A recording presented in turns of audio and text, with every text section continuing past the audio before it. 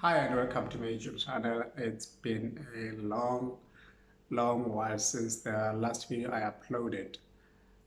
In the last video or in the previous video, I spoke about how I made an epic fail of my very first software development interview. It was a complete mess. It was an epic fail. Um, I don't wish to go through that experience again, to be honest. Today, we're going to be talking about how I made a success of my second interview. This was like a different or a completely different interview for a junior software developer role. So basically, I'm going to be talking about what I did differently, right? So to get to it, there's a framework called STAR. STAR as in STAR, STAR. Basically, a STAR it's an acronym, right? The acronym stands for situation, task, action, and result. That is what I used. So you've been answered. That is what I used, or that's what I did differently. But just to get into some detail of it, of how I took that and made it my secret weapon. Um, so before I went to the interview, I told someone, my uncle, that I was going for an interview for a software development position. He gave me, the night before I went for the interview, he called me and gave me an advice to go and read online as to what a STAR approach is or what are behavioral interviews. So I went online and I checked what the STAR approach is about, or the STAR framework was about. And I saw that this is how now the interviews are being conducted in the room where you're being interviewed. So basically, a STAR approach or a STAR framework, that's a framework that the interviewers use to sort of see what type of person you are, how do you deal with things, how do you react to things, and just to get some past experiences from you.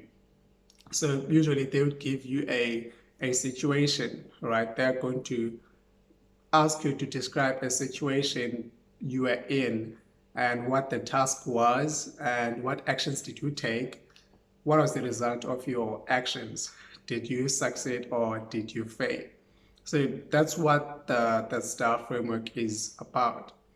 So I went and ran to have coffee for a while. So I'm sorry for that. Anyways, so after I read online about what the STAR approach was about, I felt like this is going to be my secret weapon. So I got to the interview because I had an idea of what to expect now in the interview. And I thought to myself, this is even if they don't use the STAR approach when they're asking me questions, that is what I'm going to apply to myself when I'm answering the questions they are going to be asking during the interview. I'm going to follow the STAR approach when I'm giving or I'm providing answers to the interviewer. So when I go to the interview, they asked me questions like they asked me to describe a situation where we achieved something that we initially thought it was out of reach or we thought we could not do during the third year project. Or like, all right, my my prayers have been answered. It's exactly how I prepared for. So I gave them a situation that we had encountered during our third year project and what the task was. Like I gave a detail so that they could understand how difficult the situation was or how dire the situation was. And I I gave them a task, what the task was, what did I have to do in that project, and what actions I took, and what the outcome was. That's how I answered. I followed exactly the STAR approach. I gave a situation, I provided a task, and I provided an action and a result.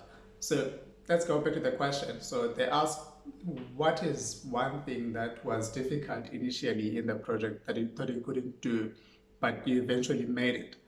So the situation was that we needed to make sure that the students are able to use the app, and only the students who are registered in that particular year. And the task there was to go and figure out how we can make this work. That's what we had to do. And the actions I took, I went to the ICT department and spoke to the ICT guy to figure out what are the solutions that could be taken to ensure that this is possible. And we got the response that we need to use an Active Directory, which is something we did not know about at all. So the result was, it happened. We were able to have a feature where we could verify students if they are registered or not. So that is, I guess that is an example of how the STAR approach, or how I use the STAR approach during my interview. When you are in an interview, I would strongly suggest that please do use the STAR approach or the STAR framework, however you prefer to call it. It works.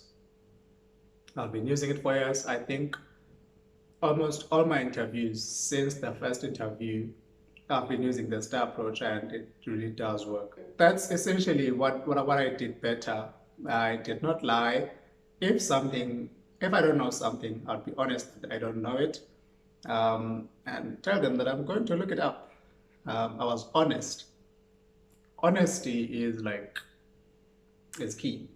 Don't lie in an interview. If you don't know something, be honest enough to indicate that you don't know it. Because imagine if you were to lie and say you are asked if you know what an API is, and they ask you about the API because you've said you know what an API is, and they have a follow-up question to that, and you blank, or you're going to be embarrassed. So essentially, that's what I used, that's what I did better. So next time you go for an interview, use the STAR approach. I am an advocate for it. It works for me, and it definitely should work for you.